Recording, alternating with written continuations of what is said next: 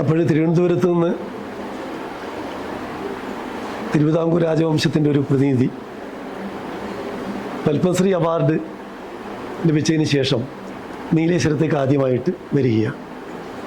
നേരത്തെ പലതവണ നീലേശ്വരത്ത് വന്നിട്ടുണ്ട്. ഇത്തവണ പത്മശ്രീ പുരസ്കാരം നേടിയതിന് ശേഷം തിരുവനന്തപുരം രാജവംശത്തിൻ്റെ ഒരു പ്രതിനിധി ഉത്തര കേരളത്തിൻ്റെ സാംസ്കാരിക തലസ്ഥാനമായ നീലേശ്വരത്ത് വന്നു ചേർന്നു എന്ന് പറയുമ്പോഴുള്ള സന്തോഷം കൊണ്ടാണ് ഈ ഒരു അഭിമുഖത്തിന് നിമിത്തമായി മാറിയത്. തിരുവിതാംകൂർ രാജവംശം തെക്കേ ഇന്ത്യയുടെ ചരിത്രത്തിൽ ഏറെ തിളക്കമാർന്ന അധ്യായങ്ങൾ എഴുതി ചേർത്ത ഒരു രാജവംശവും രാജവംശത്തിൻ്റെ പരമ്പരയുമാണ്. കേരള ചരിത്രം ഒരർത്ഥത്തിൽ തിരുവിതാംകൂർ രാജവംശത്തിൻ്റെ ചരിത്രവുമായി ചേർന്ന് നിൽക്കുന്നുണ്ട്. എത്രയോ പുരോഗമനപരമായ പരിഷ്കാരങ്ങൾ ട്രാൻസ്പോർട്ട് വകുപ്പ് തിരുവിതാംകൂർ രാജവംശം ആദ്യമായി നടപ്പിലാക്കി. State bank of Travancore banking മേഖലയിൽ കൊണ്ടുവന്നു. ട്രാവൻകൂർ യൂണിവേഴ്സിറ്റി അതാണ് പിന്നീട് കേരള യൂണിവേഴ്സിറ്റി ആയിട്ട് മാറിയത്. അവിടെ നിന്നാണ് പിന്നെ കാലിക്കറ്റ് യൂണിവേഴ്സിറ്റി ഉടലെടുത്തത്.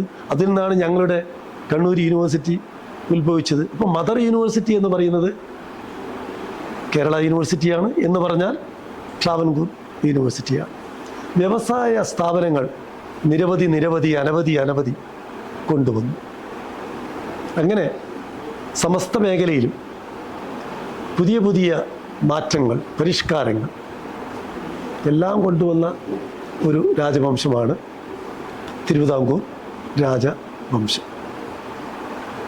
അതിനെക്കുറിച്ചുള്ള കാര്യങ്ങൾ കേരളീയർക്ക് സുപരിചിതമാണെങ്കിൽ പോലും ആ രാജവംശത്തിൻ്റെ ഒരു പ്രതിനിധിയിൽ നിന്നും അത് കേൾക്കുവാൻ ഞങ്ങളുടെ പ്രേക്ഷകർ ആഗ്രഹിക്കുന്നു. അതിനെക്കുറിച്ച് അല്പം പറയണമെന്ന്, കുറച്ച് കാര്യങ്ങൾ സംസാരിക്കണമെന്ന് വിനീതമായി താല്പര്യപ്പെടുകയാണ്. റാണി ഗൗരി പാർവതി മനസ്സ, ദാറ്റ് ഈസ് സ്വാതി തിരുനാൾ മഹാരാജ തിരുമനസിൻ്റെ റീജൻ്റായിട്ട് ഭരിച്ചതാണ്. ചിത്തിരുനാൾക്കും റീജൻ്റ് ഉണ്ട്.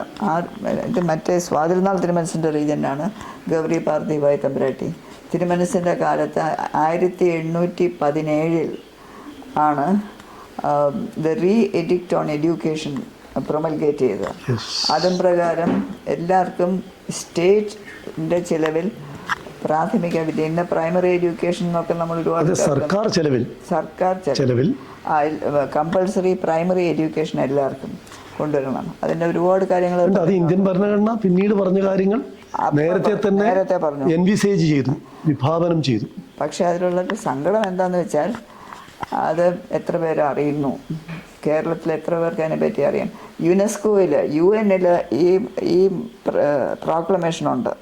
UN അത് ഐക്യരാഷ്ട്ര സംഘടന. ഇവിടെ ആർക്കും അറിയാലോ, അതുകൊണ്ടാണല്ലോ. അല്ല, അത് ഇപ്പോഴല്ല, ഒരു ടെക്സ്റ്റ് ബുക്കുകളിലും ഒന്നിലും ഇതൊന്നും വരുന്നില്ല.